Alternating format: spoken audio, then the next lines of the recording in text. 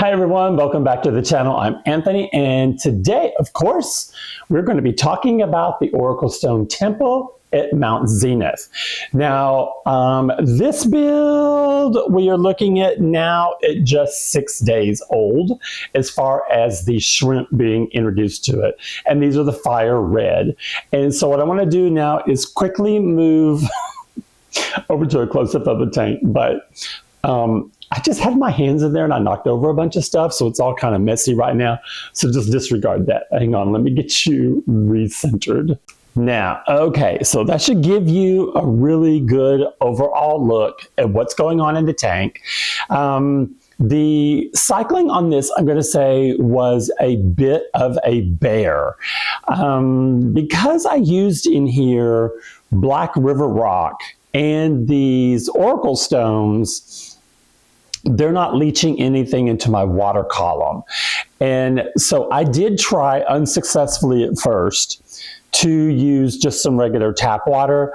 Remember, I do have chloramine, and I do have a product that can remove chloramine from your water, but there's something I had never tested before on just my regular water because I wasn't having success with the water in the very beginning. So that's why I went to the RO system. My regular water has ammonia levels that are off the chart for an aquarium. So I will never be able to use aquarium water, tap water in my aquariums, because no matter, I had this build with water in it from the tap before I had tested the tap, and then pulled out 95% of the water, and that wasn't enough to get the ammonia spike down. So what I ended up doing was restarting the nitrogen cycle by borrowing water from all of the tanks that are in here that all are older, 6 months old or older. And that really worked very effectively. And then when I went to do the testing on my tap water, that's when I was shocked, because I found that my ammonia was in a tiny little test tube was way off the chart. So I will just, and that's one thing I want to pass along to you guys, that when you're looking at your water and you get all excited and you want to put everything in there, you just need to take pause and reflect. Because for me, not only did I have chloramine in mind, but also now I know there's high levels of ammonia, so it's not going to be appropriate. Now, it might be, no, I don't think it even would be for fish, because shrimp are more sensitive. I don't think it would be even appropriate for fish on there as well. So I think this is a no-go for me.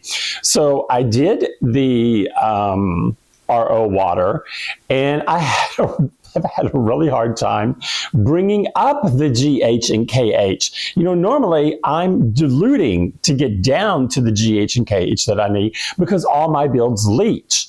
This one doesn't leach. So if you're looking for something that's not going to be that big of a deal once you get it set up, and maybe you won't have to do a lot of water changes, maybe if you're going to purchase some rocks that what I've got like in here that really don't leach anything off of them, and the wood does put off tannins in it, but it's not putting any chemicals in the water column. So the last that I did of my water testing, where I've just now got my GH was running at 4, and I just could not get it any higher than 4. So I did I did late last night, another, and it's almost a 30% change.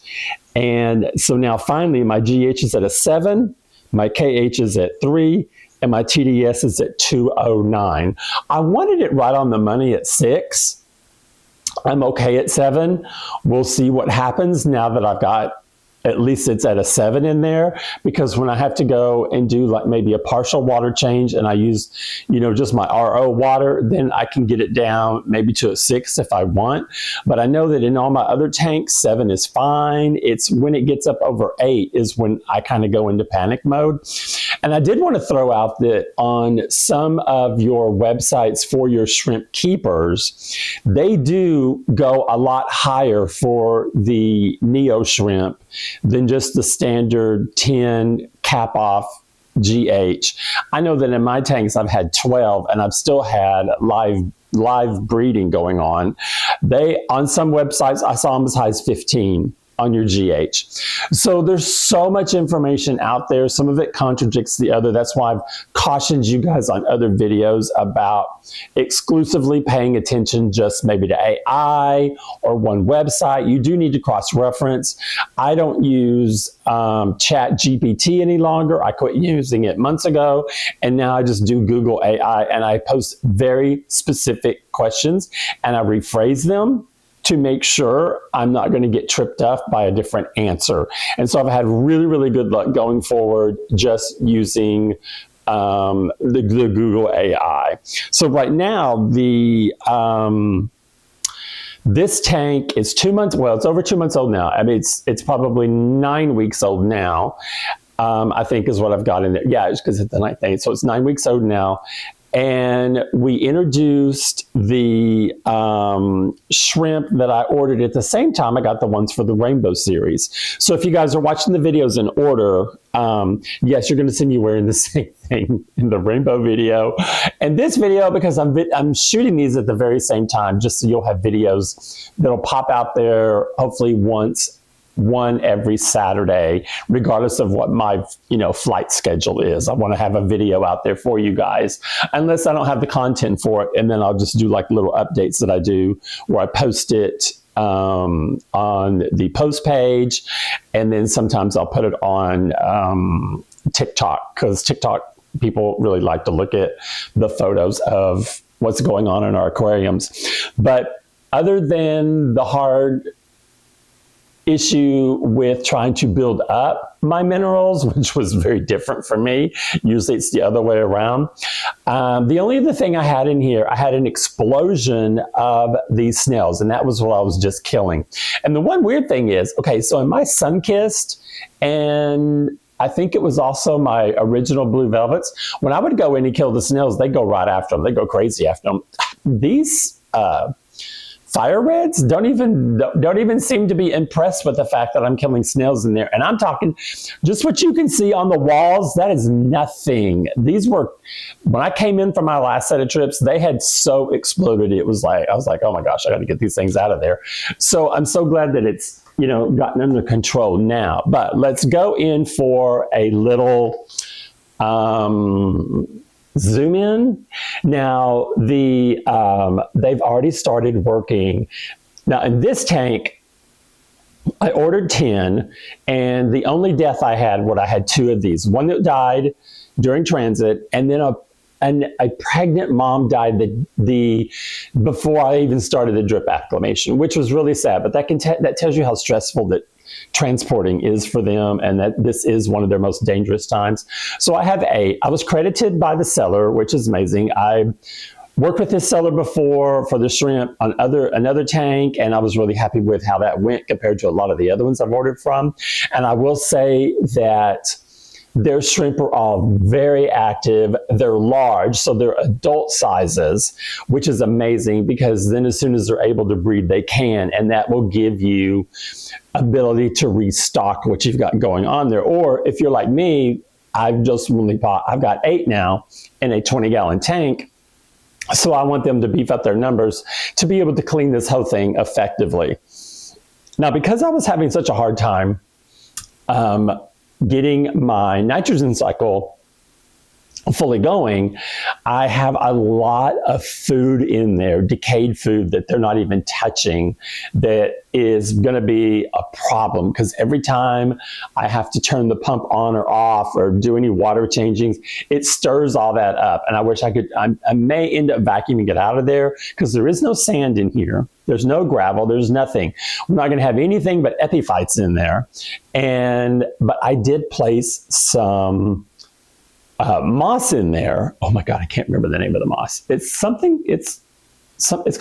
cool name. I'll look it up and see. But there's moss in there that attaches itself to rocks. So I do have moss in there. It is growing in some places, so that's kind of nice. And then everything else is just placed wherever I wanted it.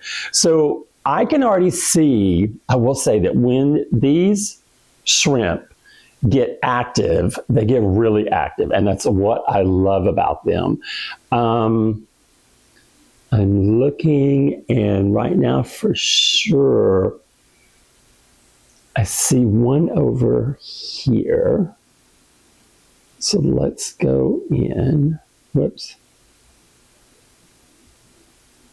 There's one down here too. See there, see that nice fire red color. And then here's one here. So you see we got some beautiful, there we go, biofilm for them to graze on. That's why I love natural wood going into a tank. They really seem to just like, they just love it. Now I'm gonna try in this one a bobitis fern plant. I've tried many bobitis before and I had no luck with it. So far it seems to be doing okay, and I'm hoping it does well. Now let's see, there is another one. So you look how, and I just have these, see, they're just placed in there. I don't attach anything.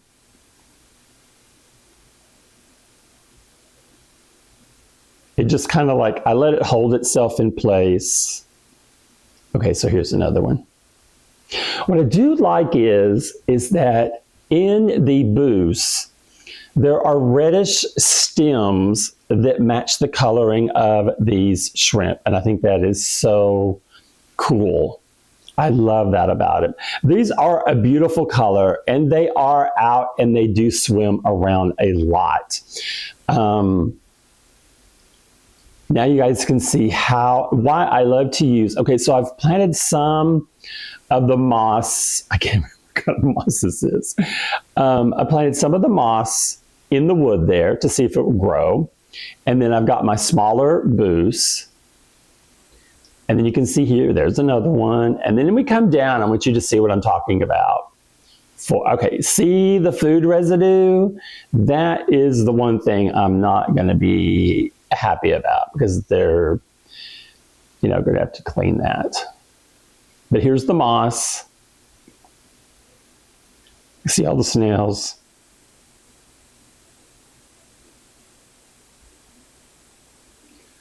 This is where the structure is glued together. This is where the two pieces of wood come together.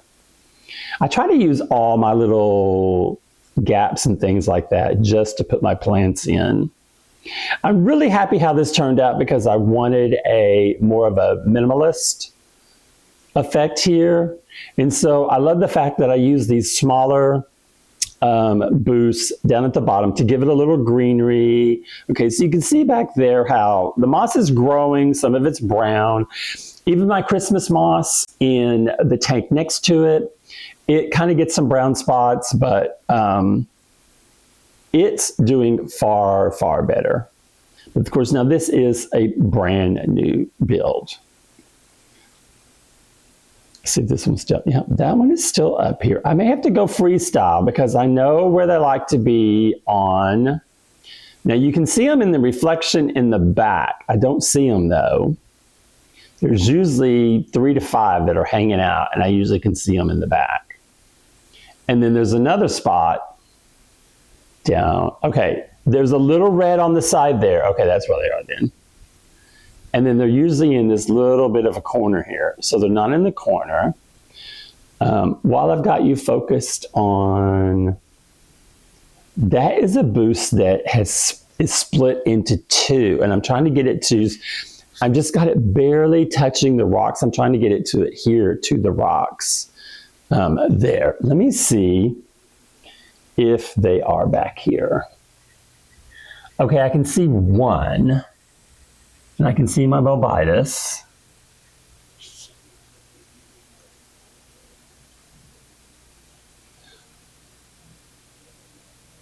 But they must be hidden. There is an entire, let's see, I'll go a little freestyle. There is an entire section. Okay, so there is an entire section I was going to talk about that they can get into, but I cannot see them. And I'm going to show you it's all along the front. But here you have, let me zoom in a little better. You can see their coloring there. Okay, that is why I love that I chose these for this build, because their coloring just jumps out. And I just love that. It's amazing. And there was, it must have been, yes, see, they blend in so well right through some of the areas. I don't have my light on. Okay, so where they can get in and access all of this cave system here. So this wood structure is built up, and I filled it in with rocks on both sides of it. So they can get under all of these rocks. And so they just have nothing but cave access all down through here. So I wanted it to look like lava. So I piled all the rocks all the way around it. Oh, there, oh, look at that sweet little spot right there. Oh, how adorable. Well, I think that's where we should leave the video at. Oh no, okay, here's another one. Okay, so this is, okay, so I just had an ending scene. Here's gonna be my new ending scene. Okay, until I see you guys in the areas of flight attendant, you never know, or on our next video update, I'm wishing you all but nothing but light and love, and tank on and enjoy your day. Have a great one. Bye-bye.